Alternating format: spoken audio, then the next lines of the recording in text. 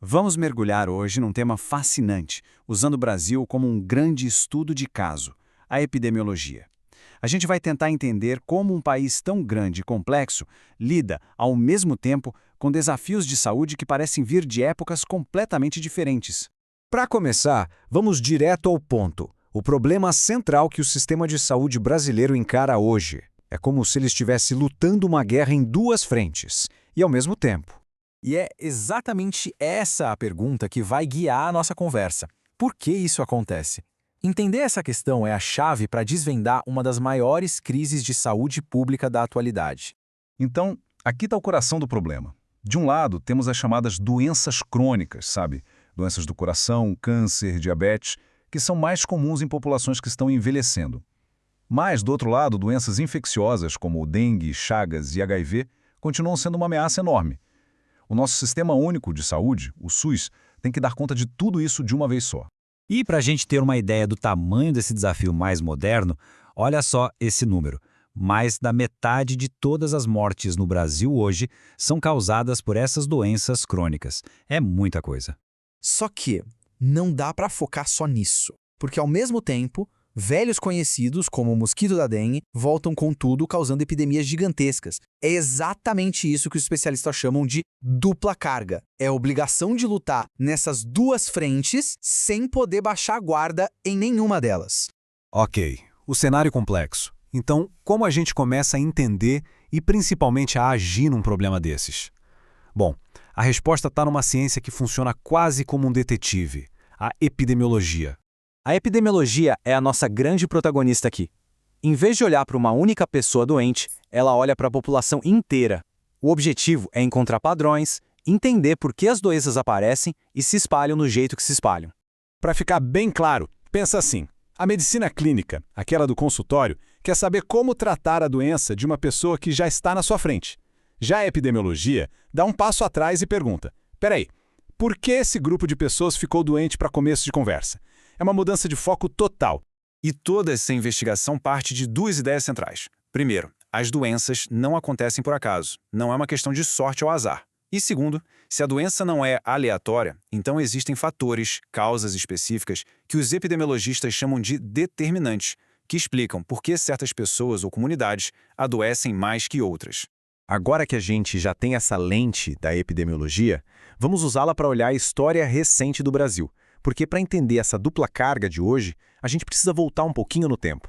O que aconteceu no Brasil foi, em uma palavra, vertiginoso. Países na Europa levaram séculos para fazer essa transição, de um perfil de população jovem para uma mais velha. O Brasil fez isso em pouquíssimas décadas.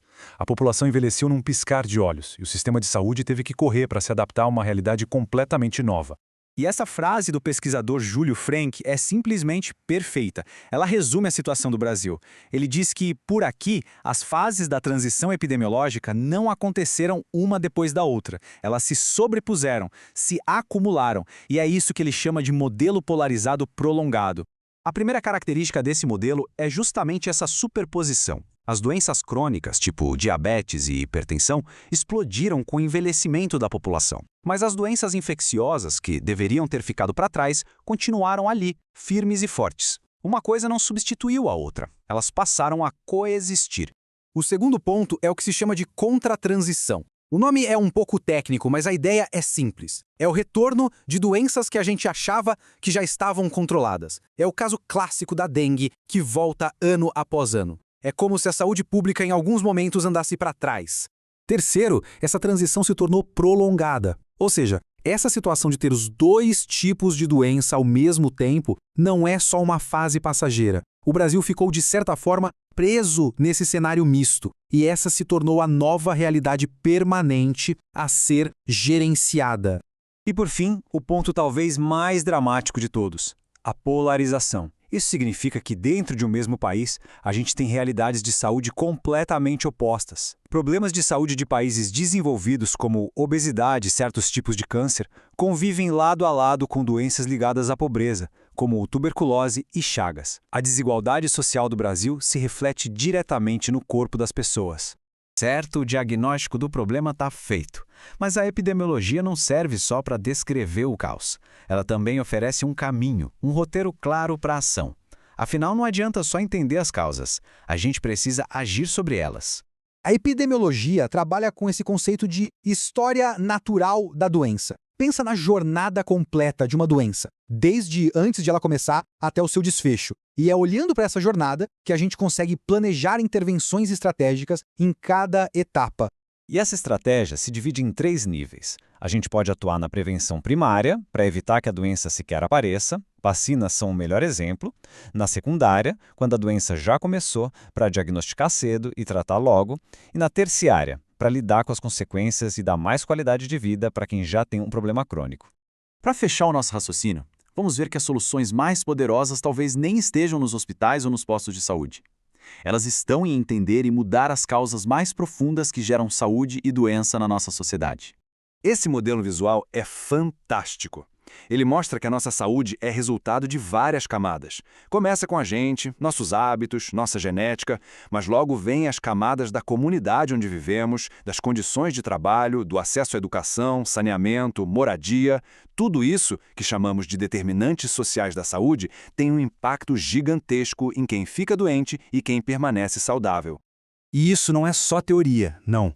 Um dos maiores estudos de saúde já feitos no Brasil, o ELSA Brasil, acompanha milhares de pessoas há anos e tem coletado dados que provam, na prática, o impacto desses determinantes. E aqui os dados falam por si. Esse gráfico, por exemplo, mostra uma diferença nítida na incidência de hipertensão entre a população branca e a população negra no estudo. É a prova concreta de como a desigualdade social e o racismo estrutural se transformam literalmente em doença. E a gente termina com essa provocação. Se a saúde, na verdade, é construída onde a gente vive, trabalha, estuda, muito antes da gente precisar de um médico, então qual é o papel de cada um de nós na construção de um país mais saudável para todos? A resposta, com certeza, vai muito além da medicina.